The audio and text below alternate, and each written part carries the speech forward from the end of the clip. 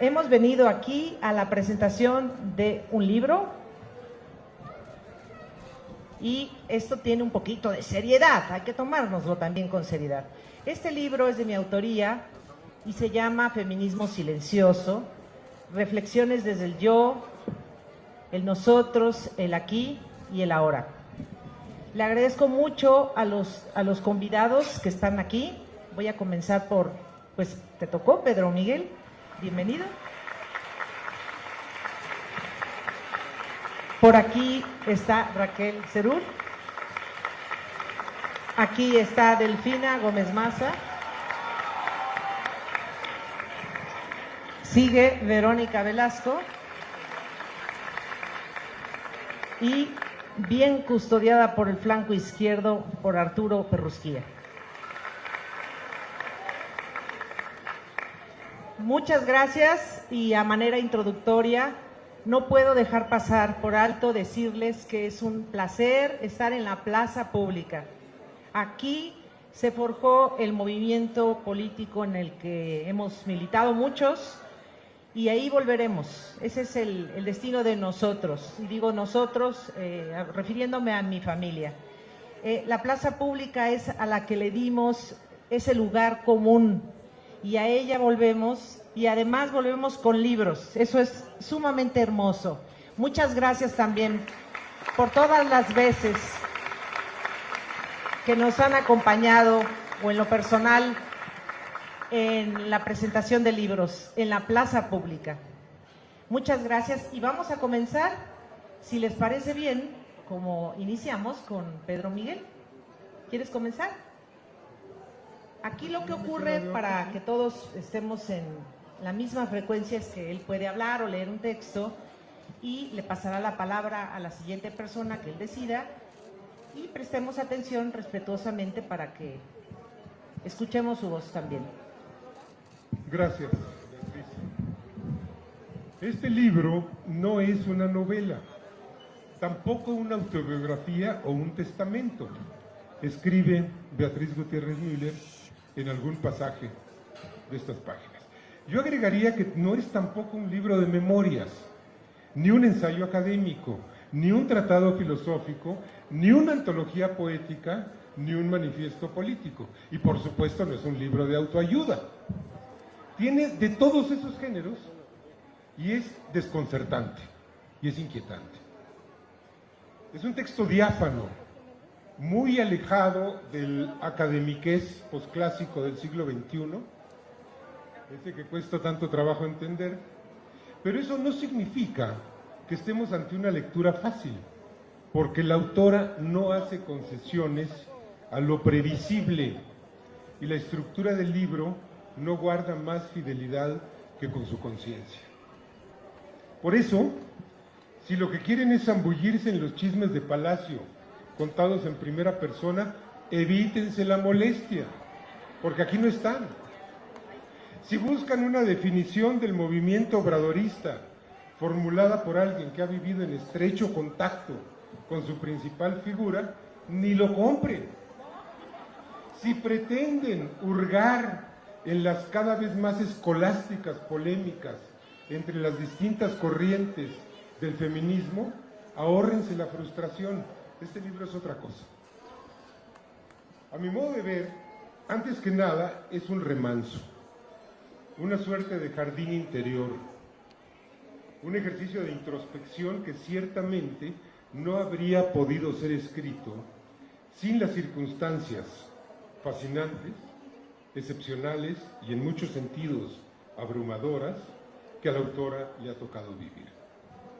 Y es al mismo tiempo una reafirmación de la persona ante su circunstancia, un acto de rebeldía y de convicción sobre el deber de cambiar el mundo, un discurso de emancipación.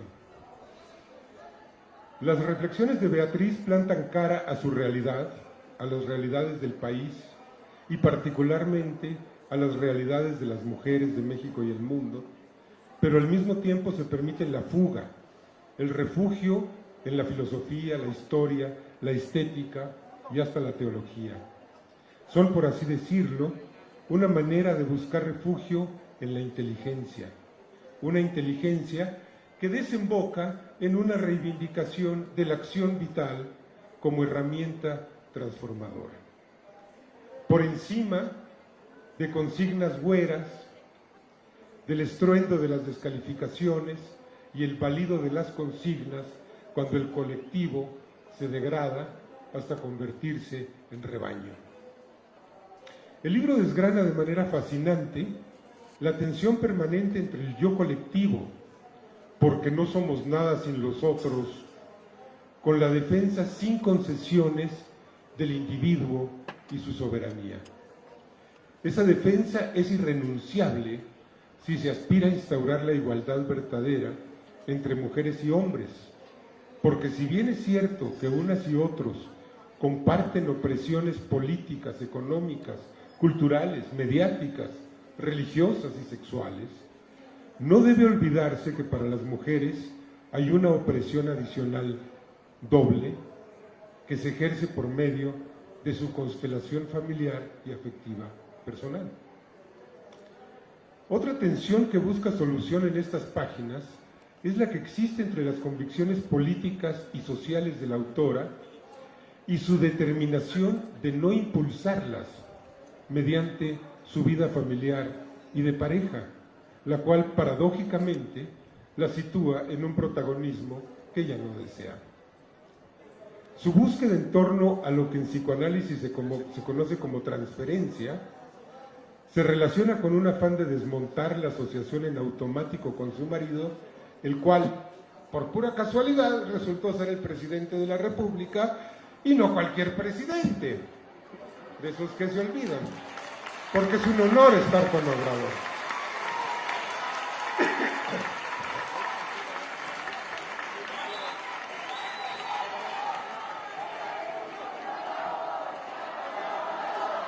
Es un honor estar con Obrador.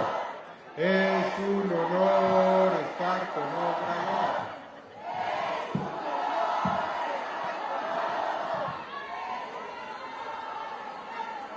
Cito, dice la autora, en 2018 decidí sumarme al nuevo escenario y tracé una ruta, la anoté, que consistía en apoyar desde la cercanía necesaria, pero con el distanciamiento que estoy convencida debía guardar a la institución presidencial.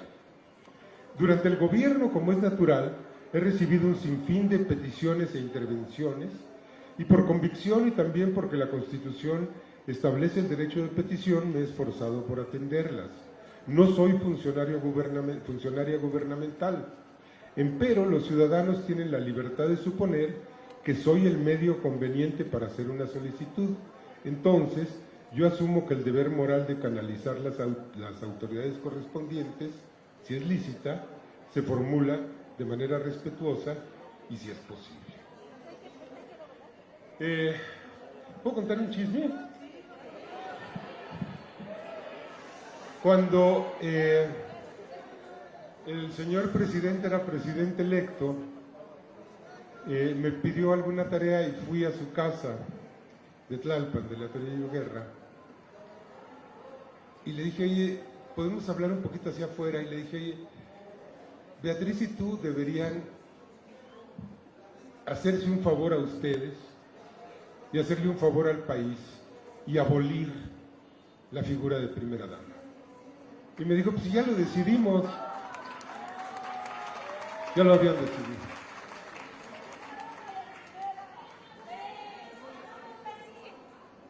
Y es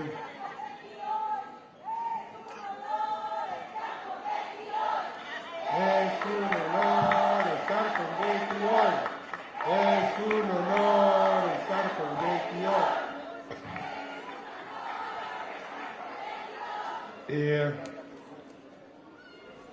Y entonces, ella ya había formulado, me entero en el libro, por dónde transitar, siendo la esposa del que iba a ser presidente de la República sin ser primera dama. Aporté lo que pude, sin obligación alguna, No todos lo entendieron, incluso dentro del gobierno, porque para muchos la transferencia, es decir, esta manera de vincular en automático a una persona por su relación amorosa con otra e identificarlas como si fueran la misma, esa transferencia siguió activa y les pareció que era mi deber ayudarles a hacer bien su trabajo. Me acostumbré en consecuencia a aclarar cortésmente, y a veces ni cortésmente, que no soy empleada gubernamental, que tengo mi propio trabajo y profesión. Pero la transferencia generalmente ha sido para mal, y Beatriz fue convertida por las cloacas de la política y del periodismo en uno de los blancos favoritos de las invectivas, calumnias e imprecaciones contra el presidente. Ante la miseria moral de los enemigos de AMLO, porque él no los considera enemigos sino adversarios, pero ellos sí que lo consideran enemigo, pues si les ha quitado sus privilegios. No somos iguales. Ante todo eso, la autora de este libro ha dado una respuesta ejemplar y ha construido un baluarte de dignidad fundamentado principalmente en el silencio y en la inteligencia. Me la imagino repitiéndose: no es personal, no es que me odien, es que quieren recuperar sus privilegios y sus negocios ilícitos y mi esposo se los está quitando. Me imagino perfecto en los pasillos de Palacio Nacional diciendo, ¿no?, calmándote a ti misma. Y sin embargo, a pesar de Beatriz, por más que haya sido escrupulosamente respetuosa del espíritu republicano y que en estos años no haya dejado de percibirse como una más, las circunstancias la colocaron como una protagonista destacada del proceso transformador y revolucionario en el que estamos inmersos.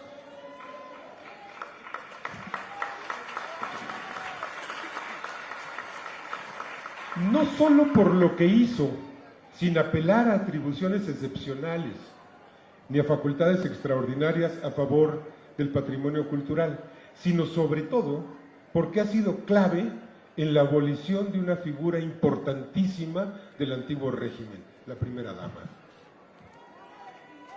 Piénsenlo. Entre otras cosas, la Cuarta Transformación marcó su raya con la derrota simbólica de la presidencia imperial. Así la bautizó uno de sus principales beneficiarios, ¿no?, los apapachados. El 1 de diciembre de 2018, el país amaneció sin residencia oficial de Los Pinos, sin Estado Mayor presidencial y sin primera dama. El aporte fundamental de Beatriz en la abolición de esta figura ilegal, grotesca y degradante, tanto para quien le ejerce como para el resto de las mujeres de México, consistió en negarse a asumir ese papel. Pero la inercia de la tradición es enorme y no fue suficiente con rechazar el título y las potestades, sino que la ha colocado en el lado de la resistencia. Veamos, dice: estar con un gobernante y a la vez algo así como junto a una celebridad es un proceso que para quienes lo rodean implica acercarse y distanciarse, ver con lupa, ser reservado, comprender el fenómeno si se puede y asumir una responsabilidad en ello, porque de esa actitud se desprenderán muchas otras conductas propias y ajenas. Y confiesa: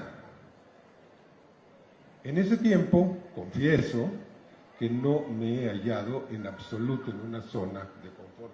Pues no, pues estás haciendo historia, estás trabajando sobre un terreno en el que hay que inventar nuevas reglas, porque las anteriores manifiestamente dejaron de funcionar. Nadie aquí está en un terreno de confort. Los procesos de transformación son inciertos, son a veces angustiosos. Se murieron las viejas reglas, pero falta construir las nuevas. Y entonces vivimos contradicciones, vivimos tensiones, vivimos incertidumbres, vivimos indefiniciones, y así hay que transitar estos procesos. Y así los procesa Beatriz en este libro. Les decía que el cargo informal de primera dama era doblemente degradante para quien lo asumía, porque la investía de una tarea para cuyo único merecimiento era ser esposa de su marido, independientemente de sus cualidades personales, o sea, de ella misma, y porque solía asociarse con las tareas de beneficencia y de caridad, que son las formas más hipócritas y abyectas del sentimiento de superioridad, que no de la solidaridad.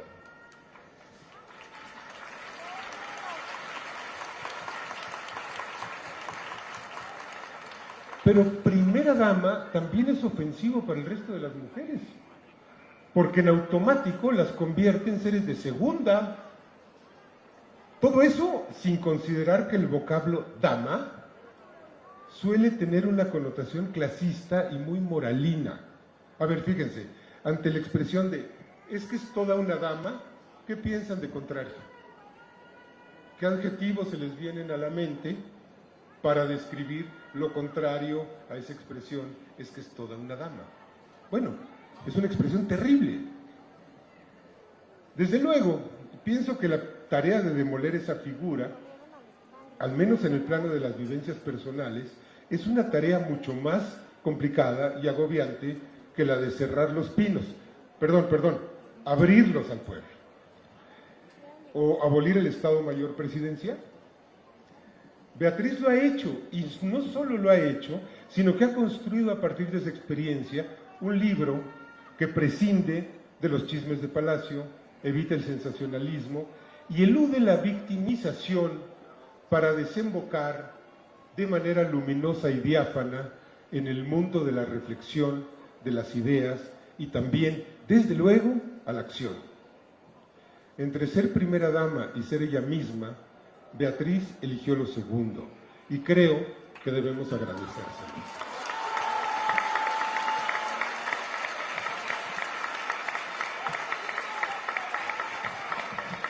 ¿A quién le das la palabra? Déjame comentar nada más una cosita que me encantó. A ver. Gracias. Una postdata. Esperen, porque si no, no oímos. A ver, ¿cómo? Miren, una postdata. Este libro tiene cosas tan encantadoras, es que ya no me quería extender. Pero fíjense este párrafo. ¿Te has dado cuenta de que la independencia es el día más importante de una nación? ¿Qué día es el tuyo y cuál es tu gobierno? ¿Cuáles son tus leyes? ¿Seguiremos viviendo en naciones soberanas, pero como mujeres acotadas hasta por nuestros prejuicios? Fíjense, a mí esto me despertó una reflexión. Yo dije, yo sí tengo un día de la independencia, que por cierto es el 11 de septiembre, porque apenas había yo cumplido 18 años, me divorcié de mis papás y me fui a hacer mi vida, y en cuanto tuve edad para firmar un contrato de arrendamiento, dije, adiós, ¿no? Yo festejo mi independencia, pero fíjense qué importante es esto desde el punto de vista de la construcción de las personas. Hay que buscar la independencia, hay que buscar la fecha de independencia, ¿no? Eso era todo. Gracias.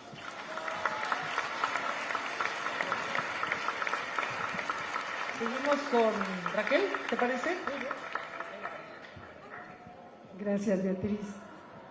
Bueno, muy buenas tardes tengan todas y todos ustedes.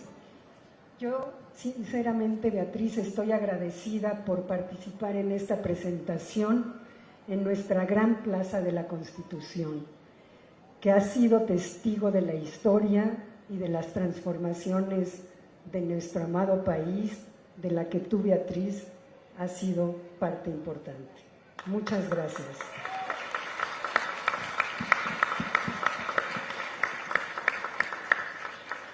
Tengo un texto que escribí a partir de la lectura del libro. No es un texto pequeño ni tampoco fácil. Voy a intentar resumirlo, que tampoco es fácil, porque el libro hay que leerlo todo, porque Beatriz, de una manera muy barroca, construyó un tejido de reflexión serio e interesante. Y eso es lo que voy a tratar de decir en este texto. La primera pregunta que surge es ¿desde dónde escribe Beatriz Gutiérrez Müller? Y el texto está escrito desde un punto de vista único y a la vez muy única. Es un punto de vista único porque es la única mujer que pudo tener la experiencia de vivir y acompañar al presidente López Obrador en la monumental empresa de sentar las bases para una transformación profunda de México. Pero en el testimonio que nos entrega, nos muestra que no todo fue miel sobre hojuelas. Si llegaron a Palacio con un ímpetu transformador, había que ser congruente y empezar a hacer cambios como los que ha mencionado Pedro Miguel. Tomaron la decisión de no habitar Los Pinos, la otrora residencia oficial, y resignificar el Palacio Nacional y también hacer vida en familia. Otro cambio de hondura fue suprimir, como ya lo dijo Pedro Miguel, el papel de primera dama, porque no hay lugar para mujeres de primera y mujeres de segunda en una república democrática. Otra decisión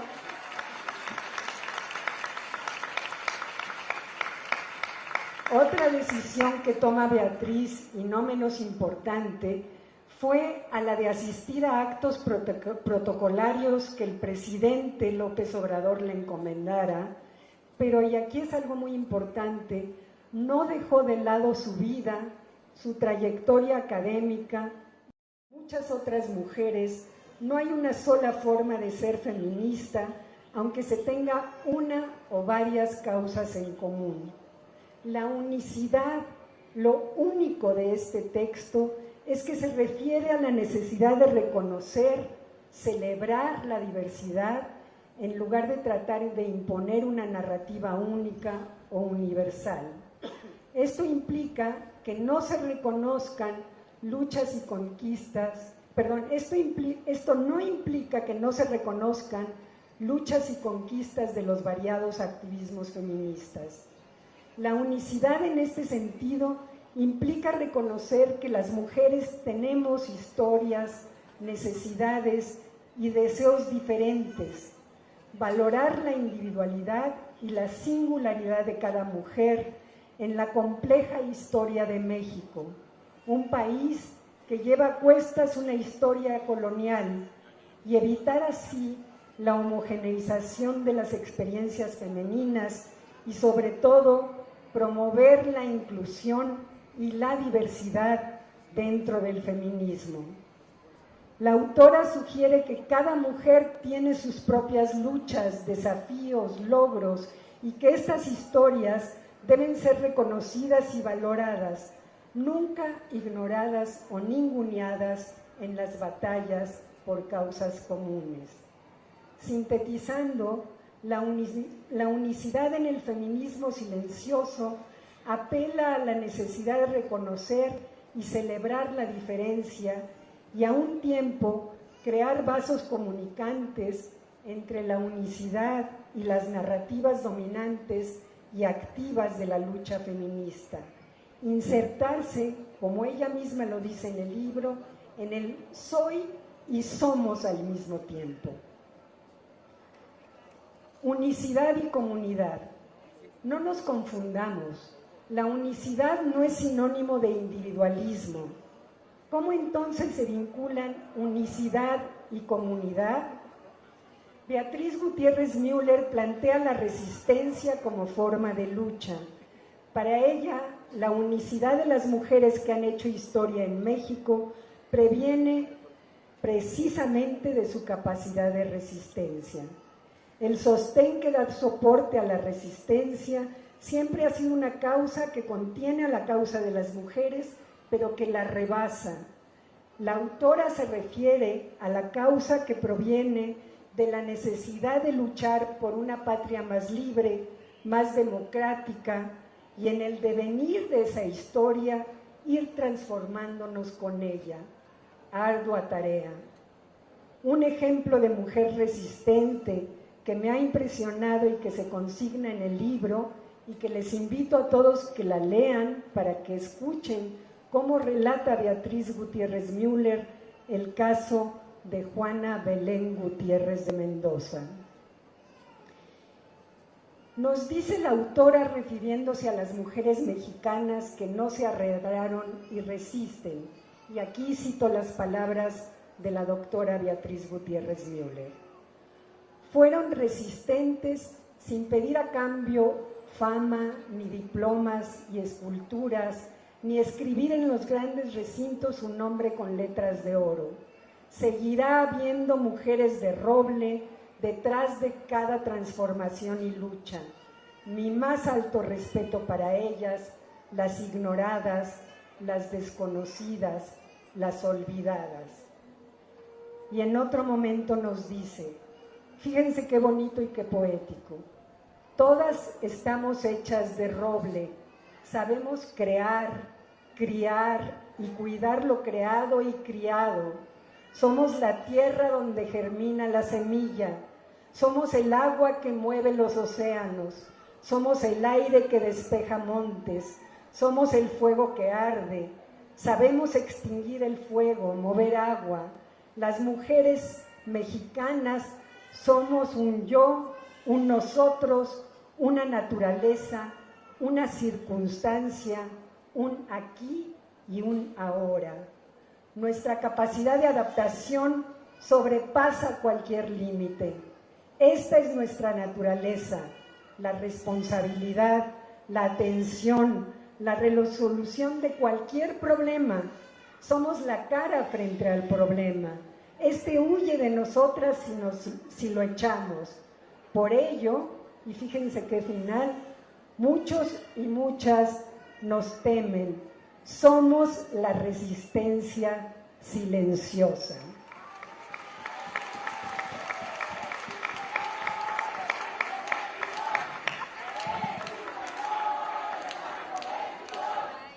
Es un honor estar con Betty hoy.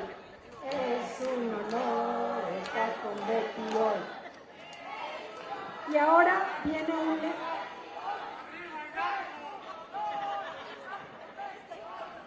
Ahora paso a un apartado que titulé Injuria y Silencio.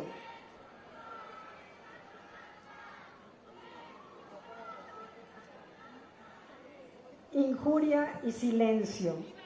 Junto al concepto de resistencia, Beatriz Gutiérrez Müller trabaja el silencio como otra forma de resistir.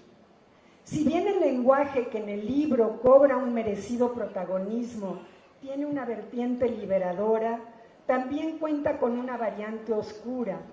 Puede tornarse en herramienta de sometimiento, de sujeción. Lo vemos con frecuencia y por todas partes.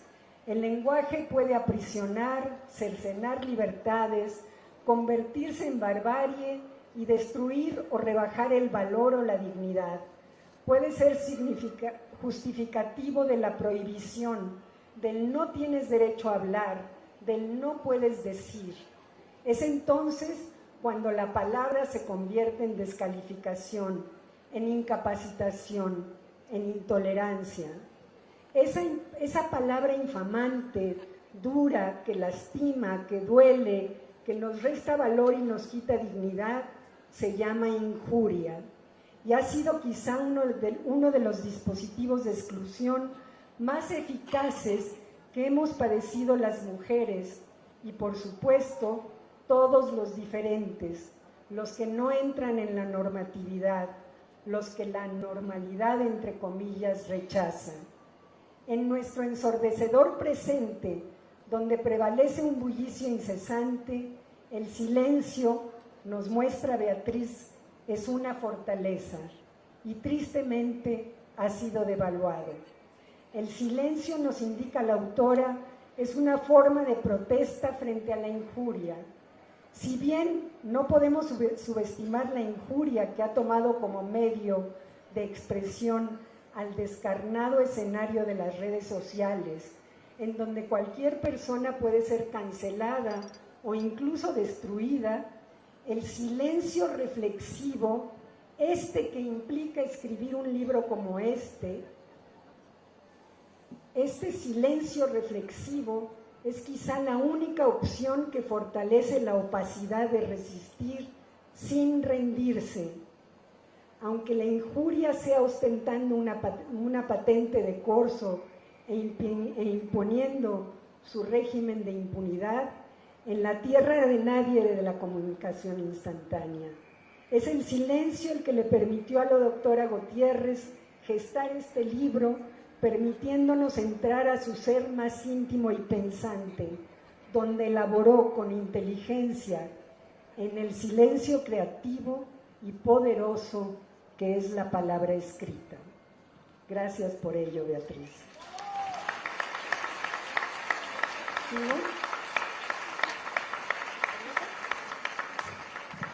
¿Quieren que siga Raquel? Sí, es muy inteligente. Vamos, Raquel. Y después, si quieres, le pasamos a Arturo para que se prepare.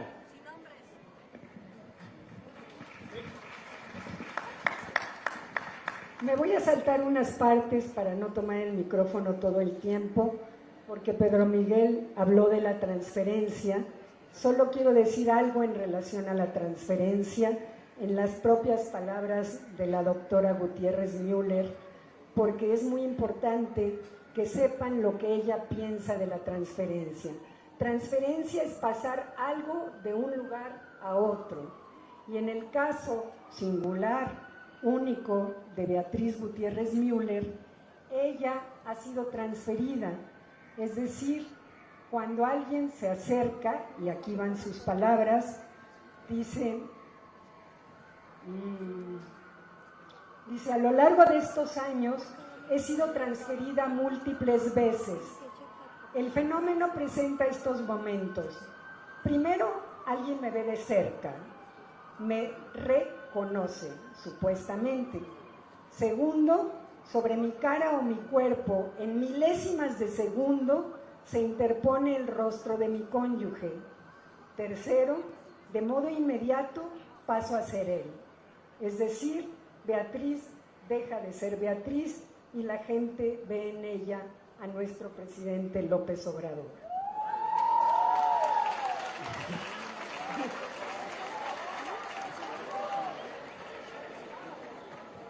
Dice ella, mi yo, y escuchen bien porque esto es muy importante y nos pasa mucho a las mujeres, mi yo es relegado, se me impone otro, y sobre este nuevo yo se montan todo tipo de elogios, maldiciones, desprestigios, favores, milagros, ocurrencias, enigmas, pecados, vítores, complacencias, aplausos y un sinfín de energías. Ese nuevo yo instantáneo, tan perdurable como se extienda la transferencia, puede resultar muy pernicioso para el sujeto. Ya hablé antes de lo contrario, puede rendirle también muchos beneficios. Y dice, me las arreglo para no dejar de vivir mi vida con normalidad y pasar desapercibida. No hay nada que contestar ni alterarse, solo dar las gracias. Esa linda palabra del español. Enseguida, deshacerse de la transferencia para que el ego quede de nuevo en su lugar y no permitir encumbramientos inmerecidos, tampoco obvio humillaciones inicuas. Su fe en las mujeres mexicanas que con su resistencia promovieron y promueven cambios en México, su fe en el poder de la lectura y de la escritura como elementos transformadores y silenciosos quedarán como aportación de la no primera dama, de la mujer que no se siente superior porque no habemos mujeres de primera y de segunda, de la mujer que supo resistir y así acabar con una tradición nociva para México y para las mujeres, para contraviento y marea seguir siendo quien es.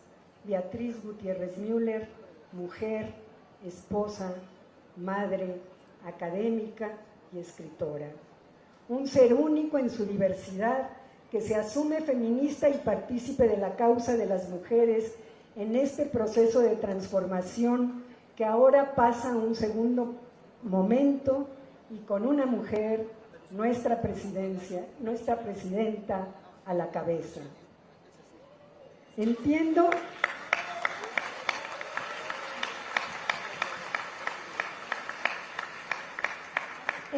el feminismo silencioso, el de nosotras, muchas mujeres, como aquel que se construye día a día, el que practican miles o millones de mujeres cotidianamente, sin la visibilidad y la atención mediática que sí recibe el feminismo parlante. Estoy convencida de que ambos conviven, construyen, edifican y aportan, uno con la acción tenaz, reservada y perseverante, el otro tal vez con estridencia, con poco o mucho ruido, pero ambos pueden construir una única voz, o una suma de voces más bien, que insuflen fuerza a causas comunes. La interrogante que subyace en el texto y que podríamos guardar en la memoria al leerlo es la siguiente: ¿es el feminismo silencioso la contraparte necesaria del activismo feminista?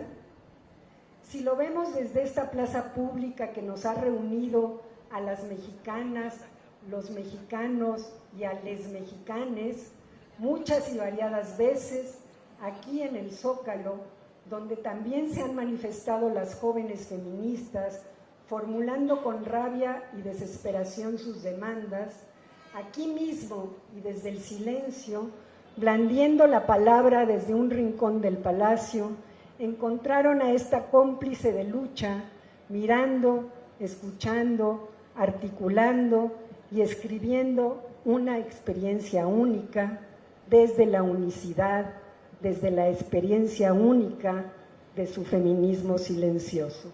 Gracias, Beatriz. Gracias. Muchas gracias, Raquel Serur. Qué bonito que ustedes ya estén prestando mucha atención. Me gusta mucho. No siempre se viene a la plaza a gritar, ahora estamos más profundos. Voy a pasar la palabra a Arturo Perrusquía. Adelante. Muchas gracias, doctora. Cuando me dijeron que la doctora me invitaba a hacer una reflexión sobre el libro, la verdad es que al inicio me imaginé leerlo y mandarle mis comentarios, pero agradezco la oportunidad de estar aquí. Y buenas tardes a todos, a todas.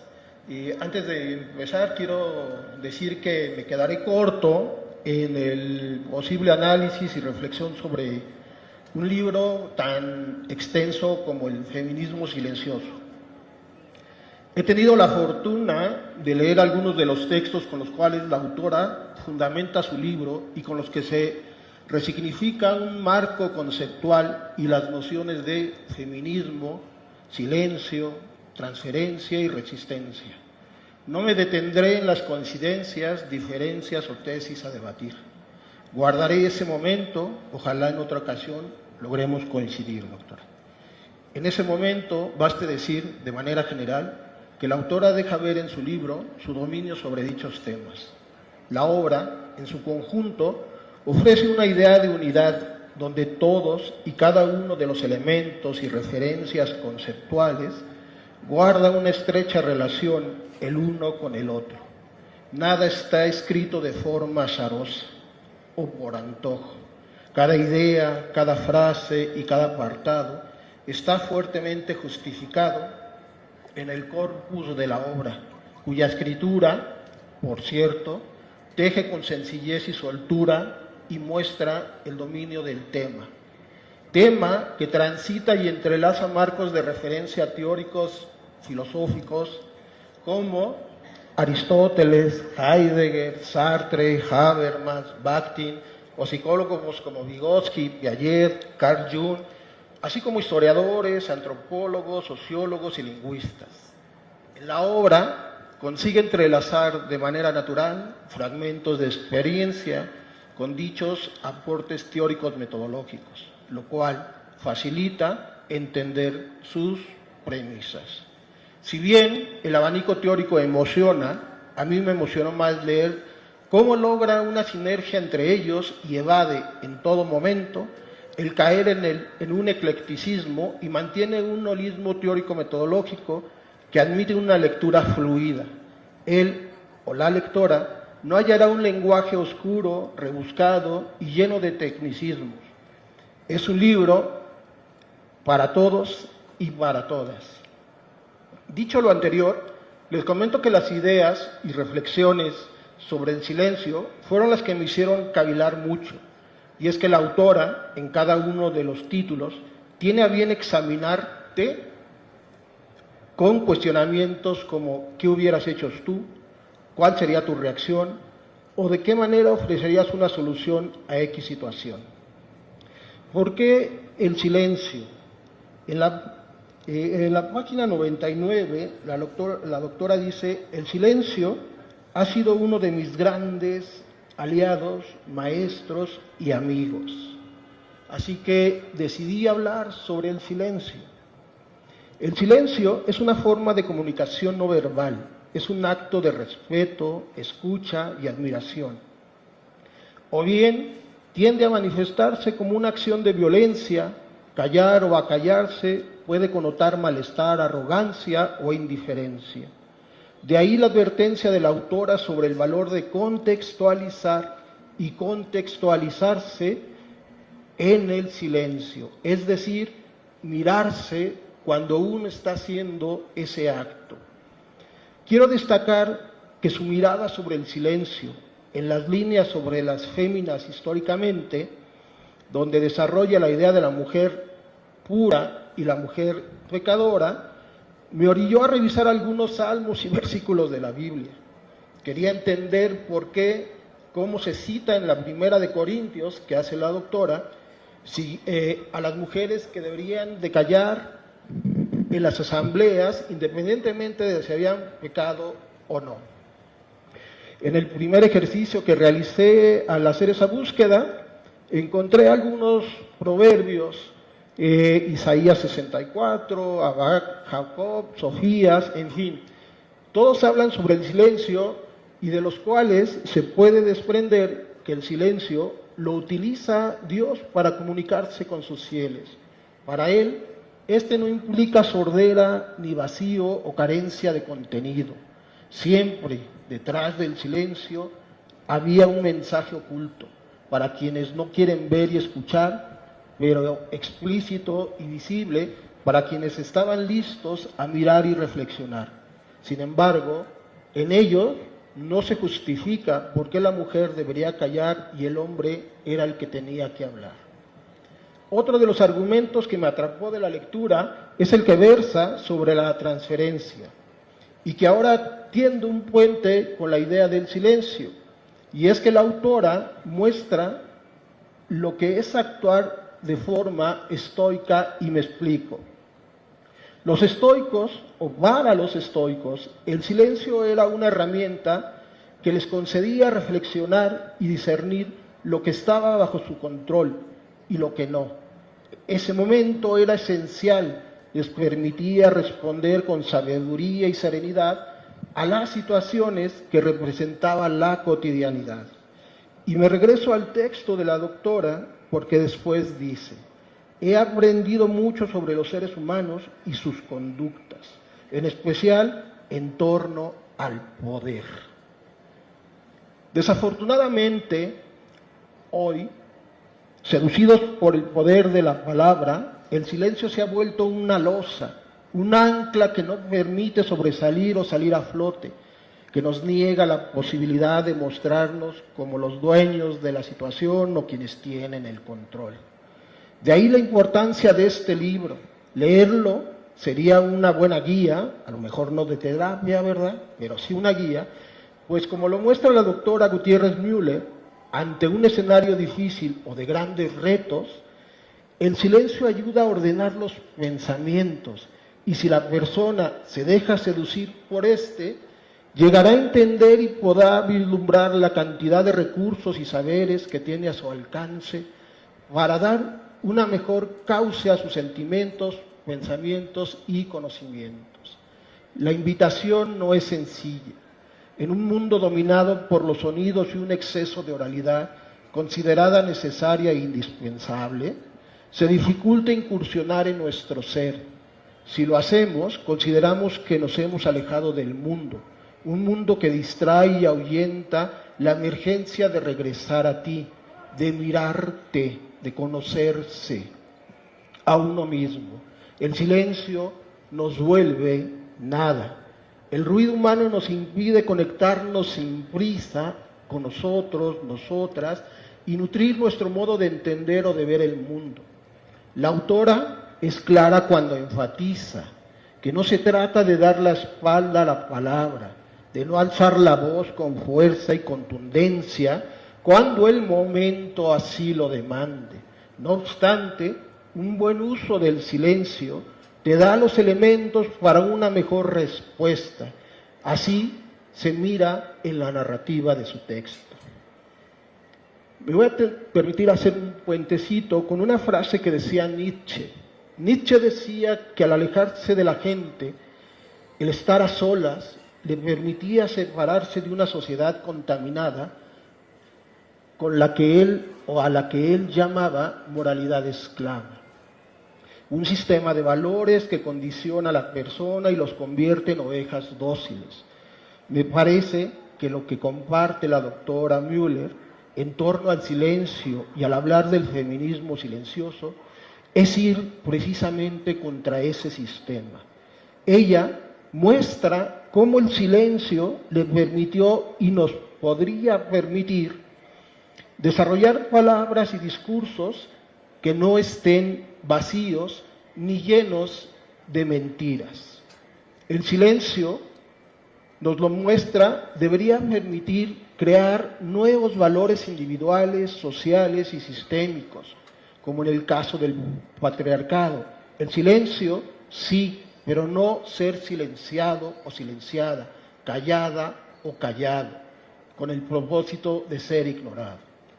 A lo largo de la obra, como una experiencia de vida, la autora nos muestra cómo es posible conocernos a nosotros mismos, abrazar y arropar nuestra individualidad, pero sobre todo reflexionar cómo queremos vivir nuestra vida. Lo anterior implica dejar de percibir el silencio solo como algo negativo. Debe ser superado, evitado e incluso reprobado y reprochado si se mira así. Es necesario mirarlo más de cerca, es lo que hace ella.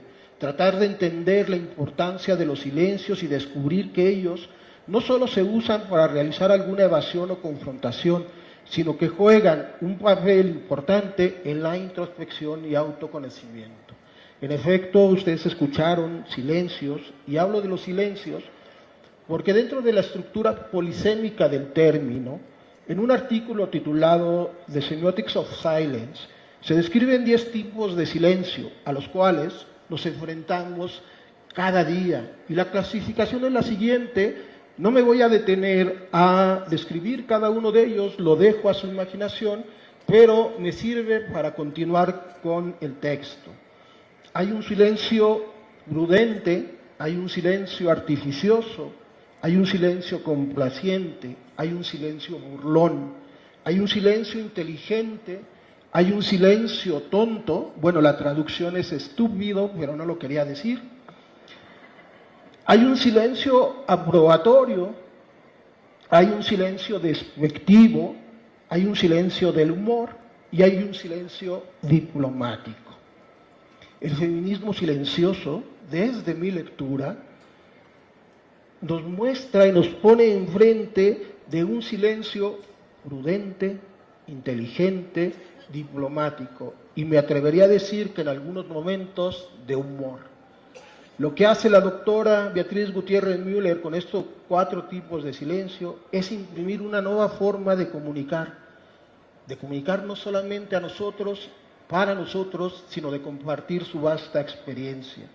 Su texto enriquece el uso y el dominio de la palabra, que dicho sea de paso, la coloca como uno de los ejes principales de su propuesta, como ya lo leí.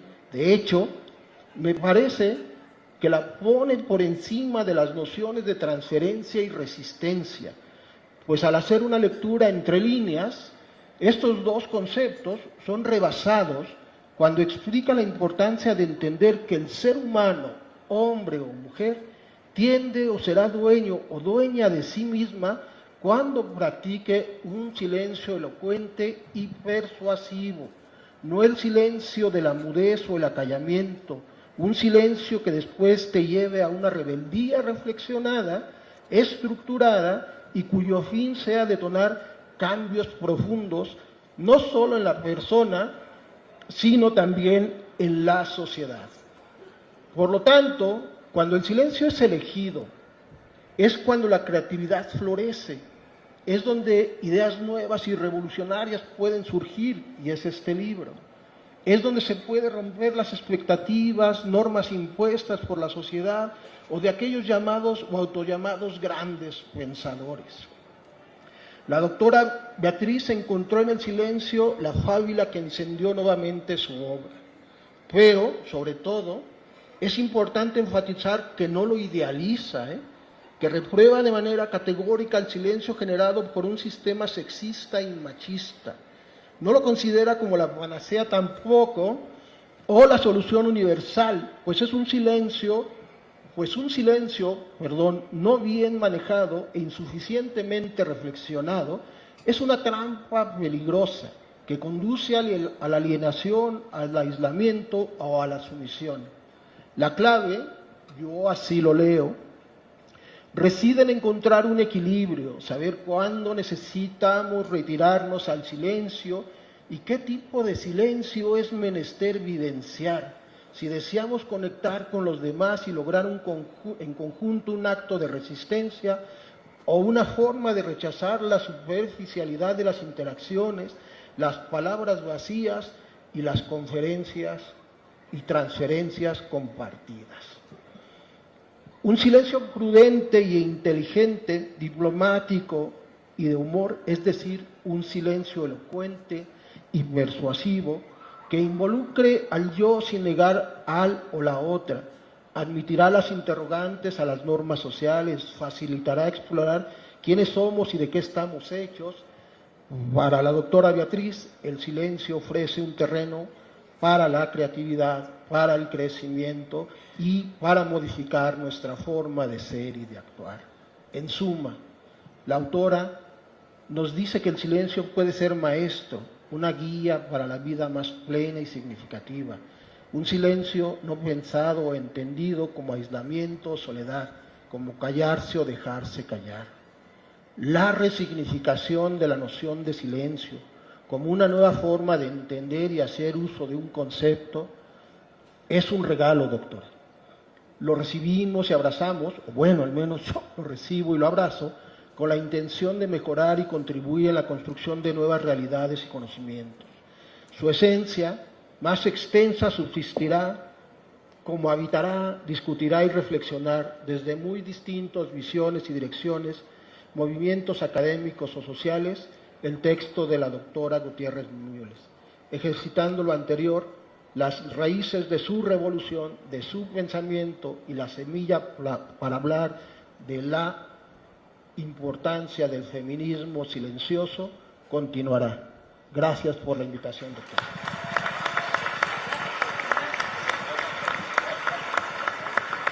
Gracias, Arturo Perrusquía. Estos eventos donde se presentan libros tienen como propósito capturar a los futuros lectores. Creo que lo vamos logrando, ¿no? Que me da mucho gusto.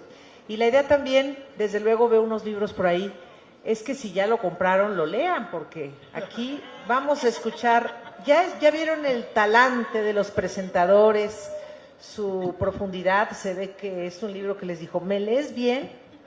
O no te voy a decir mis secretos. Entonces, vamos caminando hacia allá y me gusta mucho que tengan un libro en la mano, me encanta. Eso, por allá también. Vamos a continuar avanzando. Lo vamos a hacer después. Vamos a continuar en esta plática todavía, o mitad plática, mitad disertación, con Delfina Gómez Maza. A ver, ¿qué nos dices? Gracias. Buenas tardes a todas, a todos ustedes.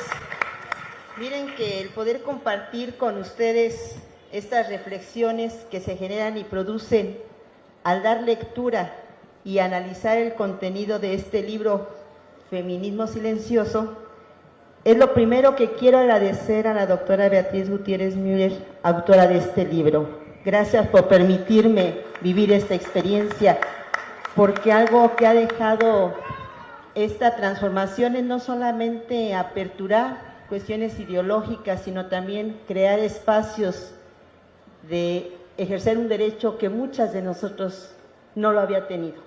Y por eso te agradezco mucho este espacio que generosamente me permites.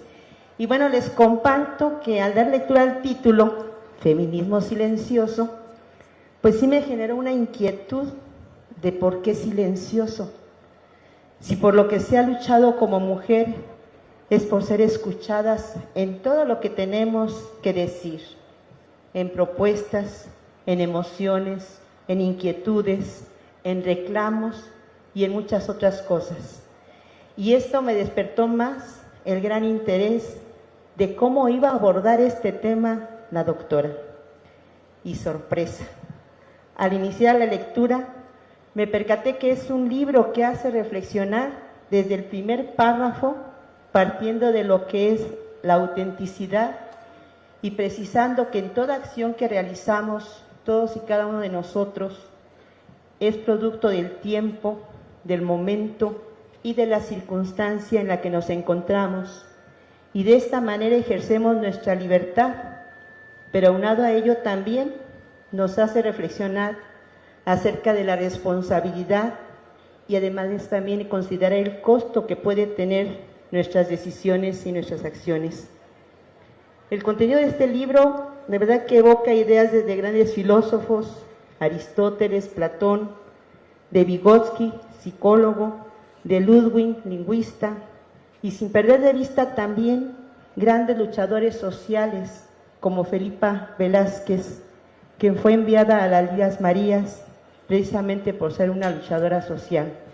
Pero también enuncias a una compañera secretaria de Cultura, de Gobierno en tu libro, aquí Alejandra Fraustro, y de verdad que eso me hace y me emociona, porque algo que no pierde la doctora en esta obra es su autenticidad. Es una de nosotras. No estuvo, no se fue a la nube como muchas se van, y por eso yo sí me siento de verdad muy con esa proyección, porque tú hablas desde el fondo de muchas mujeres, hablas de la transferencia, hablas precisamente del silencio, hablas de lo que es escuchar y que a veces también muchos de nosotros no lo hacemos. Y por eso yo invito a todos ustedes a que lean este libro.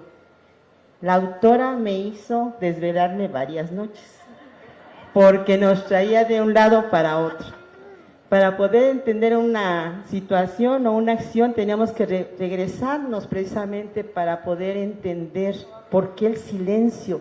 Y ¿saben qué? Ya lo entendí, y efectivamente el silencio es una manera de demostrar quizás nuestra rebelión o nuestra situación de decir, con mi silencio te digo todo. Y muchos lo hacemos. Entonces yo agradezco mucho porque nos has hecho reflexionar. Pero también me parece muy interesante algunos conceptos que tú manejas, que me pareció así muy, muy interesante en lo que se refiere a lo que es el silencio como una parte de feminismo silencioso o silenciado. Y creo que para muchas de nosotras ha sido un feminismo silenciado, que no nos habían dejado hablar, que simplemente nos señalaban por la manera en cómo vestíamos o cómo nos dirigíamos o por el origen. Y entonces eso permite que podamos tener esa voz. Y por eso yo traigo un texto, pero yo quiero aprovechar mejor preguntarle a nuestra autora que está aquí y que nos pueda conceder de verdad esas reflexiones. ¿Qué pasa con nosotros como servidores públicos en donde tú haces esa, y discúlpame que te hable de tú, hablas de esa recomendación en donde pides que como servidores públicos abramos espacios para escuchar y que pues yo me comprometo a eso, a escuchar más a las mujeres, a que, como mencionas en tu libro, podamos escuchar a una ama de casa,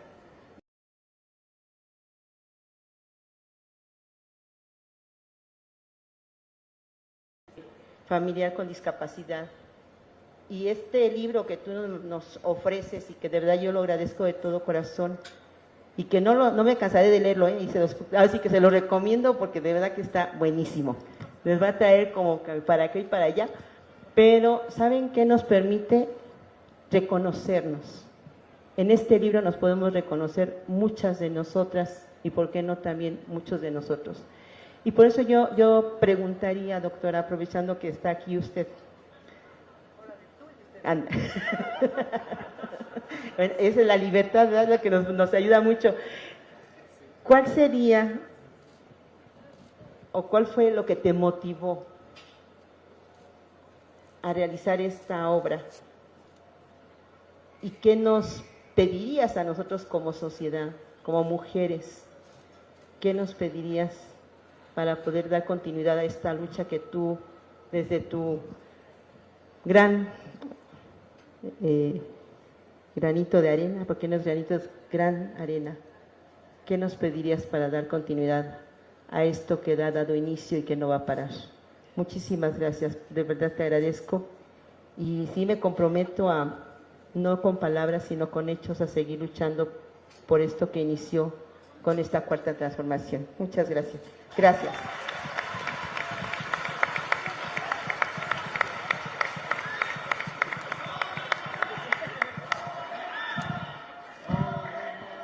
Es una gran gobernadora, sí, sin duda. Y creo que en buena medida porque ella está ejerciendo ese cargo, ha sido invitada porque para la mujer en la política es más difícil, sin duda alguna. Las mujeres en la política mexicana son el blanco favorito de las otras mujeres y de los hombres, de los medios, de los grupos de poder, de los grupos que intentan tener el poder que tienen otros. Y creo que Delfina, y no es que nos estemos ya dando coba tú y yo, pero creo que Delfina es un muy buen ejemplo de una mujer de lucha que ha tenido que remontar una, 2 veces, 3 veces, no sé cuántas, desde qué edad, para ser reconocida por lo que es, y es una gran mujer. Yo no voy a hablar de elecciones, eso es otro tema de otro día.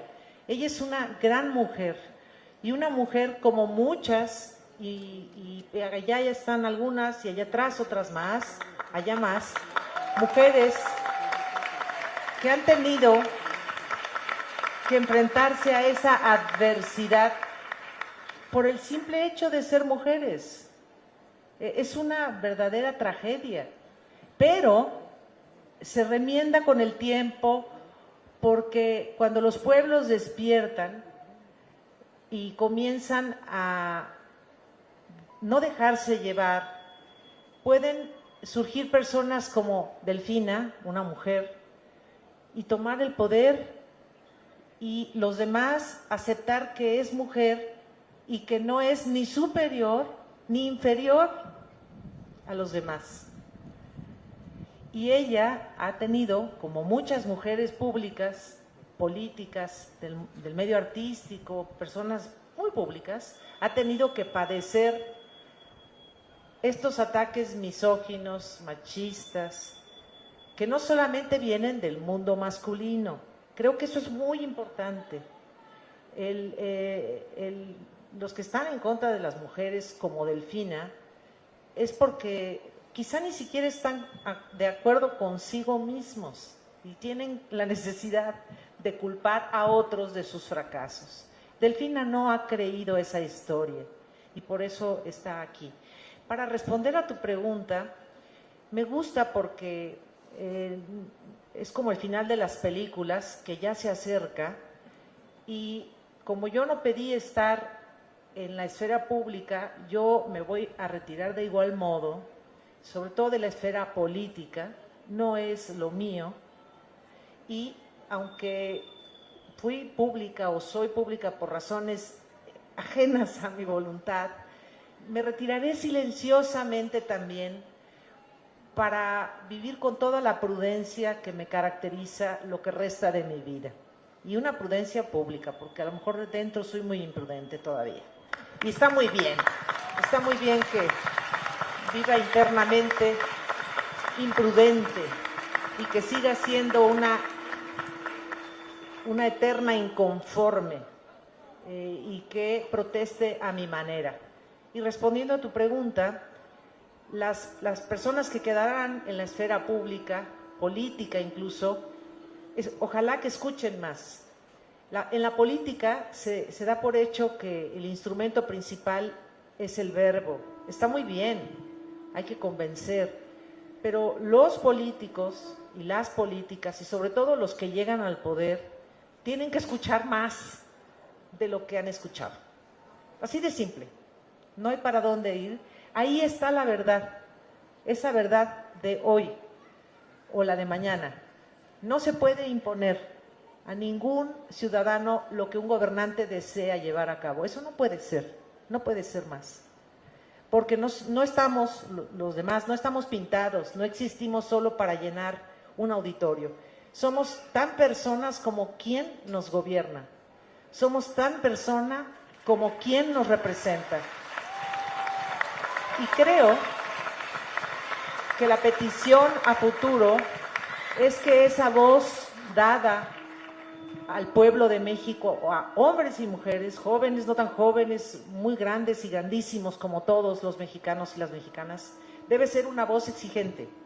Y si es silenciosa, hay que prestar más atención, porque el silencio, también lo escribo, es una forma de protesta. No es solamente un silencio que es diplomático, como decía Arturo, o que puede ser audaz o simpático. Yo me preocuparía más si fuese gobernante, cosa que ni en sueños, de alguien que me mira y no habla, que de alguien que me lo dice todo. Entonces, a los gobernantes futuros y diputados, senadores, presidentes municipales, no de hoy, de mañana, de 10 años, 20 años, escuchen al pueblo.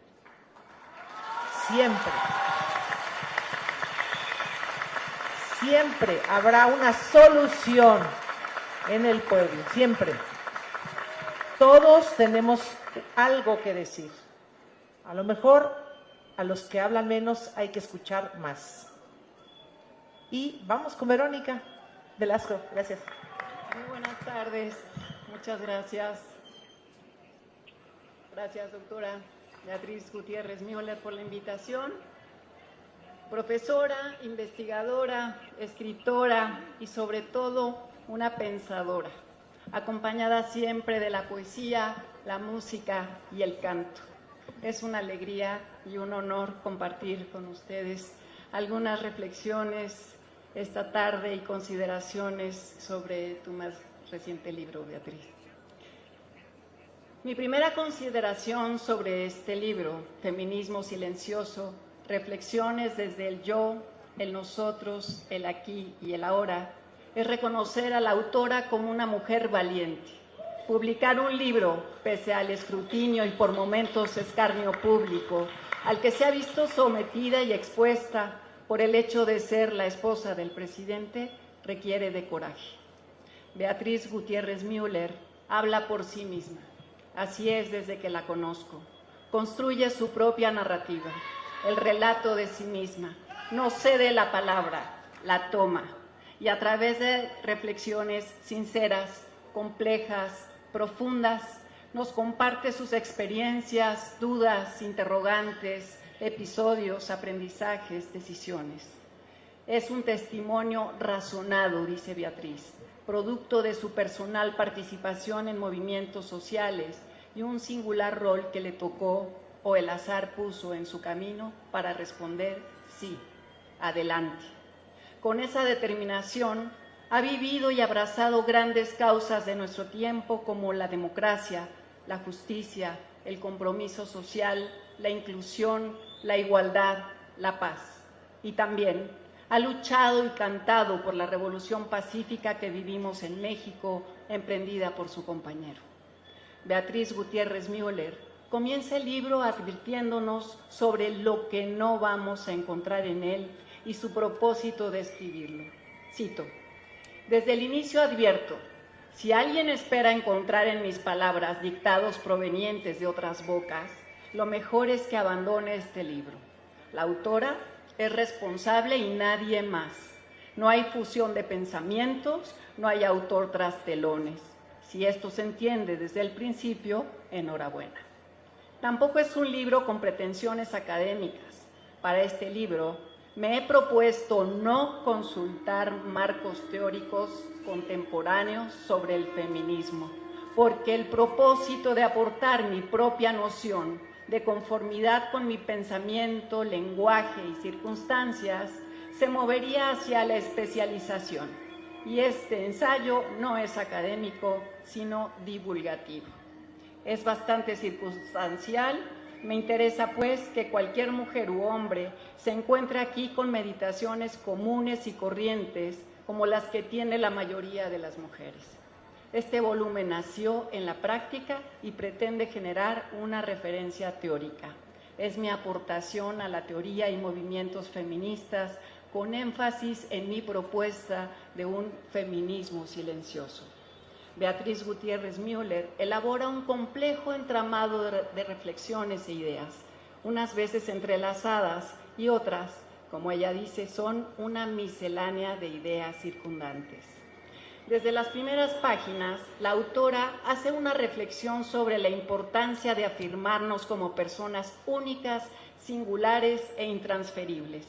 Debemos ser conscientes de nuestra individualidad, que no individualismo. Y como individuos irrepetibles, tampoco podemos ser sin la humanidad entera, como ella dice.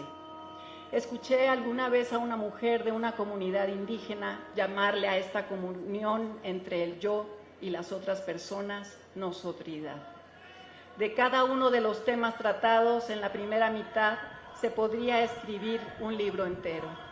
Antes de entrar al concepto de feminismo silencioso, me parece pertinente resaltar la distinción que hace Beatriz entre el feminismo silenciado y el feminismo silencioso. No son lo mismo. El feminismo silenciado es el que proviene de afuera, de un poder, una persona o un sistema autoritario. Está por encima de las personas. Y el feminismo silencioso nace del interior. Es una elección tomada en libertad. Entremos en materia sobre el feminismo silencioso. Beatriz Gutiérrez Müller habla de sí misma desde su propia mirada y experiencia y nos lanza un desafío provocador. Feminismo silencioso. De inmediato el título me planteó al menos dos preguntas. ¿Puede hablarse de un feminismo silencioso cuando el feminismo ha sido, por sobre todas las cosas, gritar las desigualdades y violencias que hemos sufrido las mujeres a lo largo de la historia? ¿Y cómo hablar de un feminismo silencioso si la premisa fundamental del sistema de dominación patriarcal está basada en silenciar a las mujeres? El silencio se presenta de diversas formas. No existe uno solo. Cita la doctora Beatriz a un autor, Leoncio Taipe, que menciona diversos tipos de silencio: el prudente, el artificioso, el complaciente, el burlón. Sin embargo, existe un tipo de silencio que desde mi punto de vista es el que nos propone la doctora Gutiérrez Müller. Es el silencio que escribe José Martí, apóstol de la independencia cubana, a su amigo mexicano Manuel Mercado, un día antes de morir combatiendo el 19 de mayo de 1895. En silencio ha tenido que ser, porque hay cosas que para lograrlas han de andar ocultas y de proclamarse en lo que son, levantarían dificultades demasiado recias para alcanzar sobre ellas el fin. Este es el tipo de silencio que considero se nos propone en el feminismo silencioso, y no el silencio impuesto por el mandato patriarcal, calladita te ves más bonita. Durante el franquismo, la Falange Española, a lo largo de casi 40 años, adoctrinaba a las mujeres para ser sumisas, dóciles y silenciosas. Históricamente, las mujeres fueron obligadas a guardar silencio debido a un entorno sociocultural que marginaba sus voces y limitaba su participación en el debate público. El sistema patriarcal y las estructuras de poder dominantes generaron un contexto donde la voz de las mujeres a menudo era, y lamentablemente en muchos lugares sigue siendo, silenciada, menospreciada, descalificada. En muchos casos, las mujeres han tenido que adaptar sus estrategias de lucha para evitar la represión y la censura, y desarrollaron un activismo sutil y gradual, pero igualmente poderoso y transformador. La lucha por la igualdad puede tener muchas formas y todas ellas son válidas. El impacto del feminismo no siempre se mide por el volumen de la voz, y el silencio no siempre es ausencia de acción o compromiso. Considero que Beatriz eligió esta forma de lucha para evitar el fenómeno de transferencia, y que consiste, como ella explica, en colocar a una persona las virtudes o defectos de otra, cosa que es inmerecida e injusta. Pensar o suponer que hay un solo individuo en vez de dos es fomentar la cultura de la dominación patriarcal.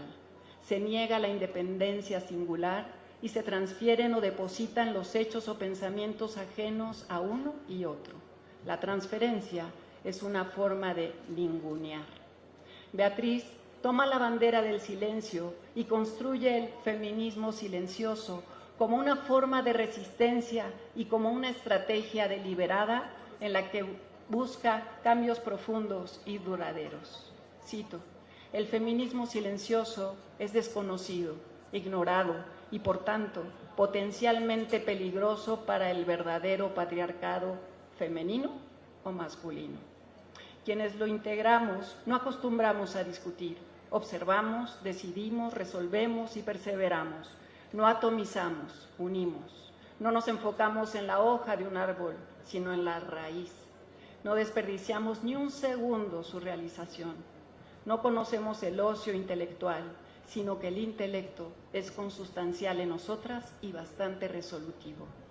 El feminismo silencioso es, por sobre todas las cosas, un homenaje a las mujeres ignoradas para que jamás se olviden del gran poder que tienen.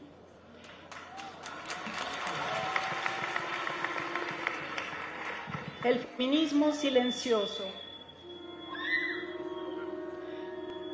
no se refiere a una falta de voz, sino a un enfoque más sutil y estratégico en la promoción de la igualdad.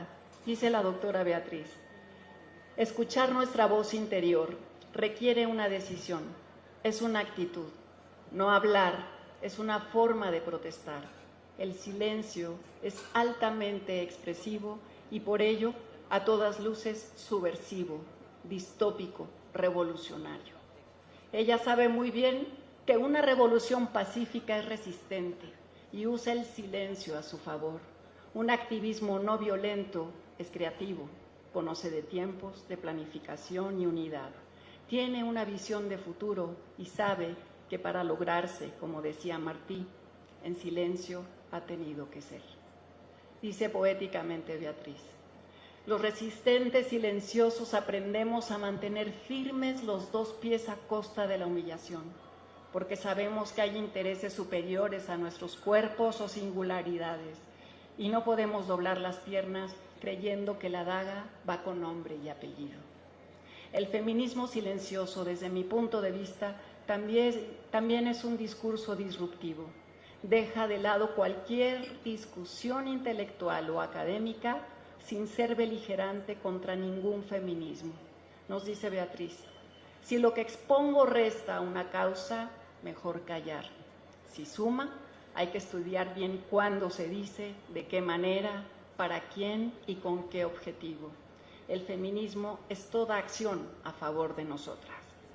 Beatriz fija la postura de suma y no de resta.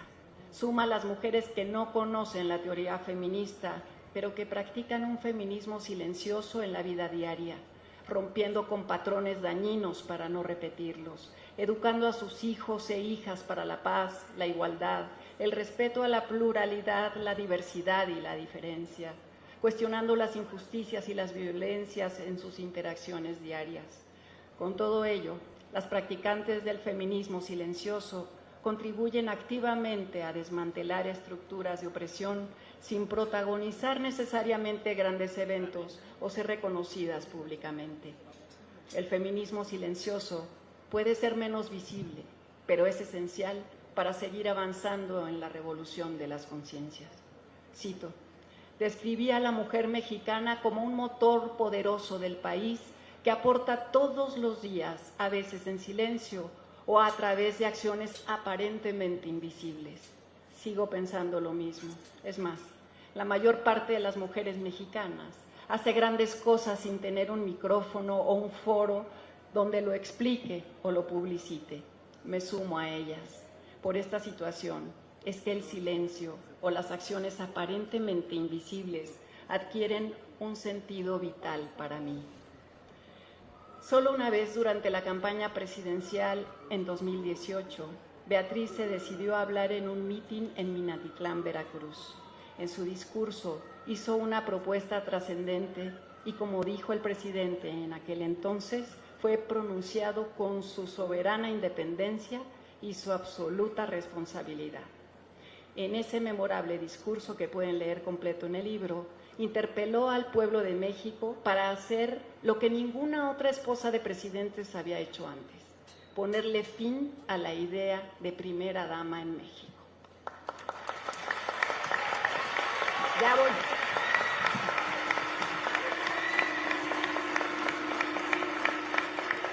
Cito: con todo respeto a las mujeres que han actuado antes con ese papel, decir primera dama es algo clasista.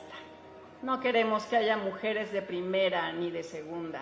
Tampoco queremos que haya hombres ni de primera ni de segunda. Todas y todos somos iguales, hombres y mujeres.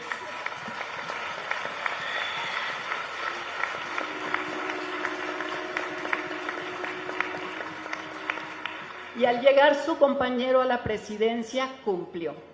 Rompió con esa visión clasista implicada en la figura de la primera dama. Rompió con el sistema de privilegios y la idea de pareja y familia presidencial. Cito: no seré yo quien perpetúe un sistema de privilegios. El artículo 80 de la Constitución señala que el poder ejecutivo recae en una sola persona, de modo que el poder presidencial no debe ser de una familia ni de un matrimonio. Los mexicanos votan por una persona, no por sus vínculos afectivos y personalísimos. La compañera de un presidente debe participar en todo lo que pueda hasta un límite. Una esposa es compañera, para nada una sombra complaciente, silenciosa o dócil ante un sistema que perpetúa las desigualdades. Una compañera está en las buenas y en las malas, al lado, atrás, adelante, pensando y haciendo de manera crítica y constructiva, y haciendo lo suyo también. Beatriz Gutiérrez Müller es la primera esposa de un presidente que desafía usos y costumbres del sistema político presidencial que imponía a las mujeres funciones proyectadas de antemano para ellas. Beatriz no tenía a quién seguir. Nunca se había cuestionado la estructura patriarcal presidencial que decidía lo que deben ser y hacer las esposas de los presidentes. Sin embargo, estaba decidida a no aceptar el estereotipo de primera dama, convencida del poder dominante y clasista que esta figura representa. Cito: a la figura de la primera dama no corresponde a la realidad mexicana hoy. La figura de primera dama, además, si no es ilegal, no es legal. Tampoco es democrática. La esposa de un dirigente gobernante debe ser convidada de piedra. La primera dama en México es para mí un anacronismo antagónico a una república democrática del siglo XXI como lo es la nuestra. Y así, con los pies bien firmes y teniendo como carta de navegación su ética, sus principios, sus ideales, sin renunciar a su profesión, a ser madre, a procurar a su familia, a sus sueños personales, Diseñó la forma de estar y acompañar al presidente de un modo alternativo, en el que se aprecia dignidad, convicción, integridad y libertad. Termino estas consideraciones sobre el feminismo silencioso, reflexiones desde el yo, el nosotros, el aquí y el ahora, con la parte final del libro de la doctora Beatriz Gutiérrez Müller, en la que se refiere al feminismo y al humanismo como un binomio inseparable y que nos da la fuerza interior que necesitamos para orientar nuestros pensamientos, sentimientos y acciones y con ello construir una nueva forma de convivencia social. Cito algunas frases de Beatriz donde delinea el humanismo feminista. Una mujer humanista es consciente de sus actos y por lo tanto responde a ellos. Si somos lo que decimos y lo que hablamos, es imprescindible revisar una y otra vez nuestro propio comportamiento ante nosotras y los demás. Es insostenible esta contradicción. De adentro hacia afuera soy una, de afuera hacia adentro otra. ¿Qué no puede hacer una mujer humanista? Actuar de modo racista, clasista, soberbio y autoritario. No se puede opinar ni obrar si solo nos mueven los prejuicios y las pasiones. Para algo es el pensar. El feminismo humanista por el que hay que abogar hoy no difiere mucho de los principios del pasado más remoto. Es amor, igualdad y libertad. Y Beatriz va más allá. Pone el foco, como ella dice, en el vórtice donde nace el huracán. Todas las personas somos iguales, pero no somos tratadas como iguales. Esta es una de las causas raíz de la transformación que estamos viviendo en México y aunque se ha avanzado muchísimo estos 6 años, tanto que tendremos por primera vez una presidenta,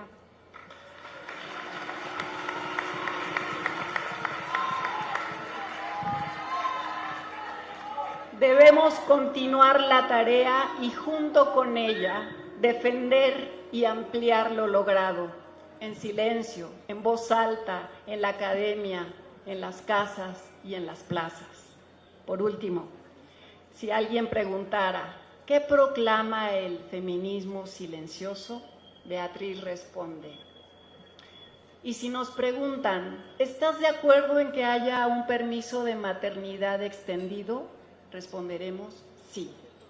Si nos preguntan, ¿exiges la paridad salarial? Responderemos que sí. Y más aún, las mujeres debemos ganar más que los hombres. Y si hablamos claro,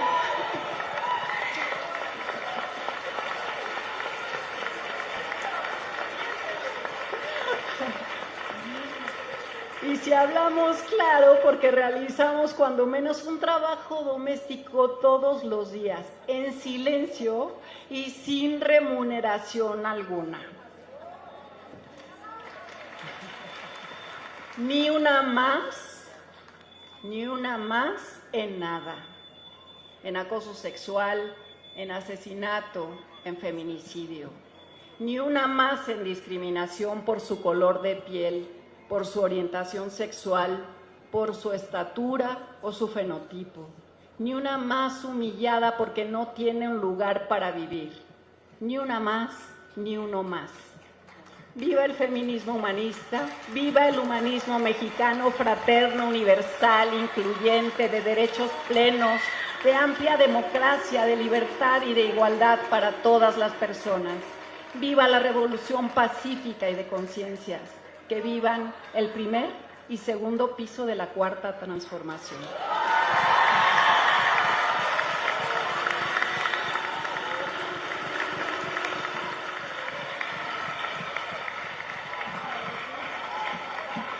Querida Beatriz, querido presidente, gracias infinitas. Hasta siempre.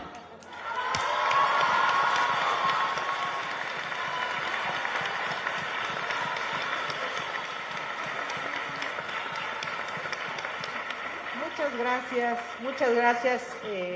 Ha transcurrido ya 1:35 y es difícil que se mantenga esta atención tan hermosa. Les agradezco de todo corazón. Nunca les quité mucho tiempo tampoco. Por eso, ahora que hay un poco más de su atención, estoy doblemente agradecida. Estoy muy agradecida también con quienes me han acompañado esta tarde para presentar un libro. Y quienes han escrito un libro, o dos, o tres, o más, saben que un libro es como un hijo. Ya nació y seguirá su camino. Y cada vez que ese hijo venga a nosotros, nos dirá palabras nuevas y nos dirá nuevos mensajes. Yo con este libro abrí la puerta a un debate que no cierro y que continúa, porque así es el tiempo y el aquí y el ahora. Ocurren cosas, mañana otras, se discuten nuevos temas, nuevas situaciones, pero nunca hay que dejar, pienso, en el fondo, lo que quise decir, quiero decir y querré decir, nunca hay que dejar de moverse. La inacción depende, puede ser para un descanso necesario, pero en términos de la gran tarea humana que nos hemos propuesto muchos o algunos o demasiados, lo cual está muy bien si somos demasiados, es mover al mundo. ¿Hacia qué? Hacia su mejor rostro, el mundo más humano que pueda existir. Parecería redundancia, pero no lo es. El mundo que está lleno de humanos parece a veces inhumano. Y los que lo habitamos, que somos los humanos, nos hemos ido olvidando, por razones diversas, de humanizarnos. Y humanizarse y humanizarnos como grupo es nunca perder de vista que hemos venido para algo. No hemos venido para solo respirar, o solo caminar, o solo enojarnos con alguien, o alegrarnos con alguien. Hemos venido para algo, y ese movimiento, en mi opinión, es para transformar. ¿Qué se transforma? Lo que no está bien. ¿Qué se conserva? Lo que está bien. ¿Qué se mueve? Lo que sea. ¿Para qué? Para estar mejor.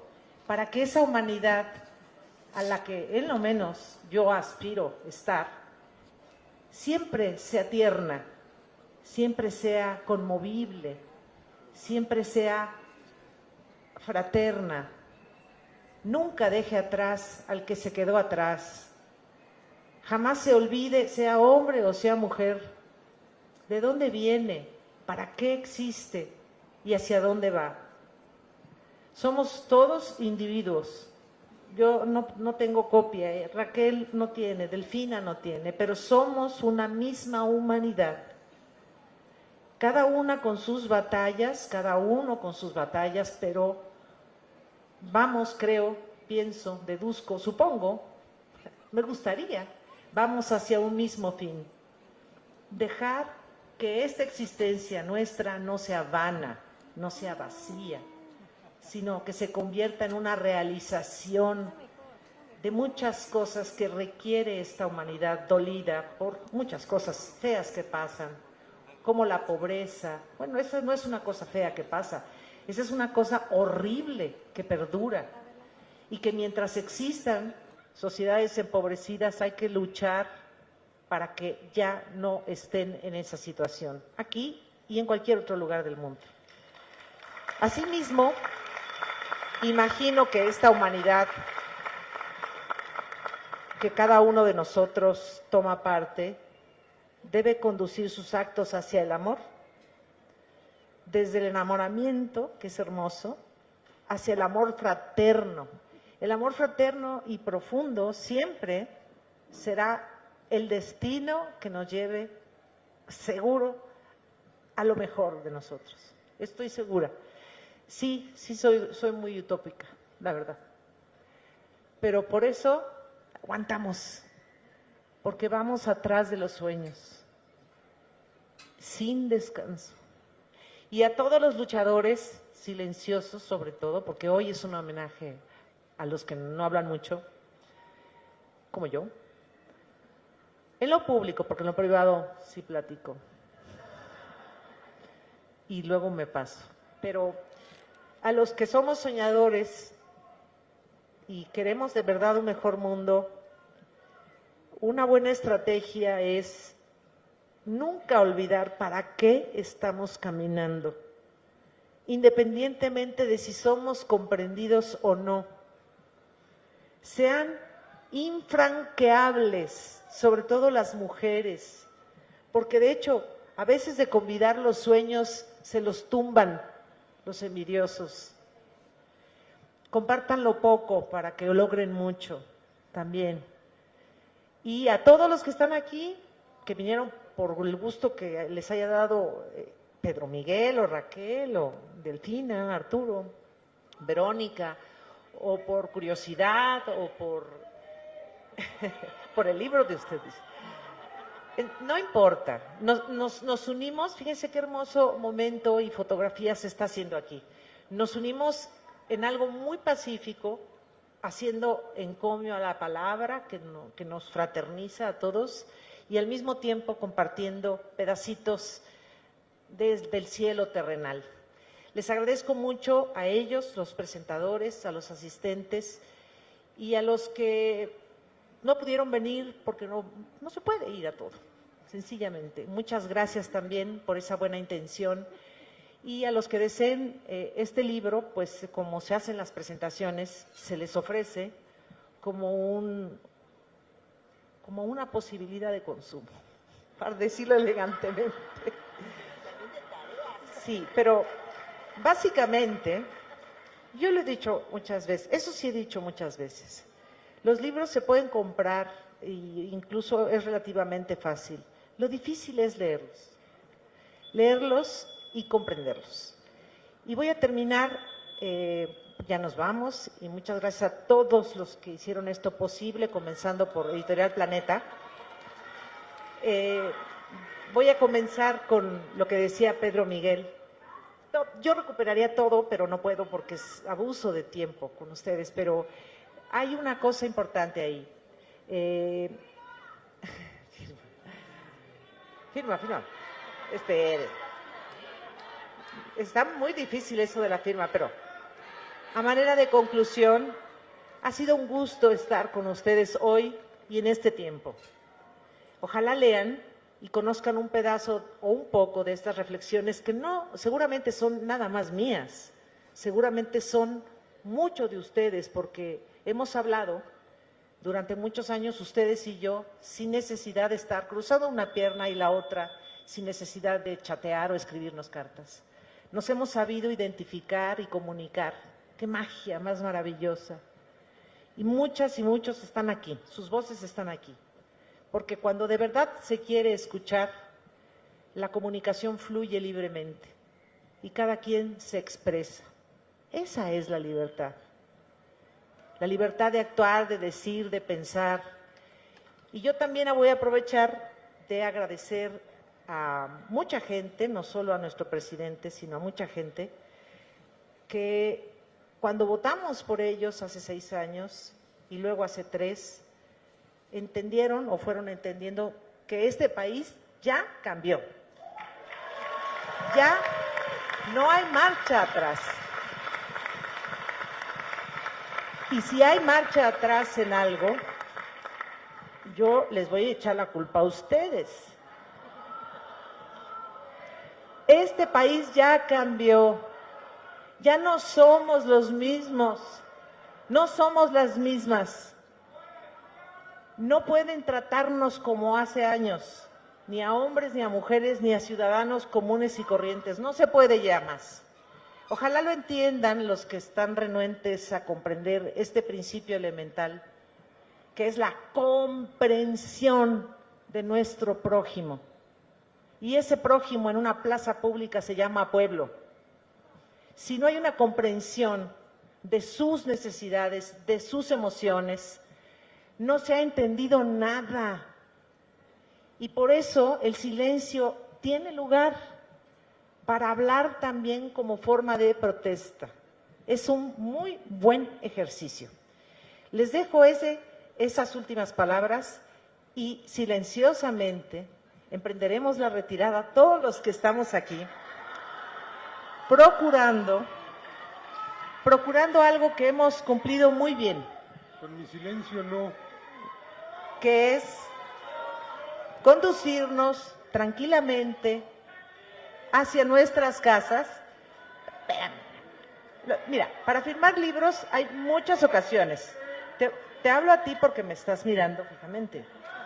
A ver, ¿cuántas veces, como ahora tú y yo, nos hemos encontrado en la calle, en las tiendas, caminando por aquí? Nos hemos encontrado muchas veces, ¿sí o no? Porque ya se acabaron los privilegios de la clase gobernante, porque todos somos iguales, que quede claro, todos somos iguales. Y esos libros los vamos a firmar no hoy porque creo que le daríamos mucha lata a la policía, pero se van a firmar porque nos vamos a seguir viendo en las calles, en el transporte público, en los salones de clase, en donde está la vida del diario. Y agradecer mucho, mucho, mucho a esta nueva generación de políticos no tan jóvenes y unos muy jóvenes que nos han dejado, no nos han quedado a deber. Y a los que van ahora a gobernar, empezando por nuestra presidenta, por supuesto, pedirles, apoyarlos desde luego, pedirles que nunca se olviden de dónde vienen. Así de simple. Y que si guardamos silencio nuevamente, algo andamos protestando. Gracias, gracias a todos.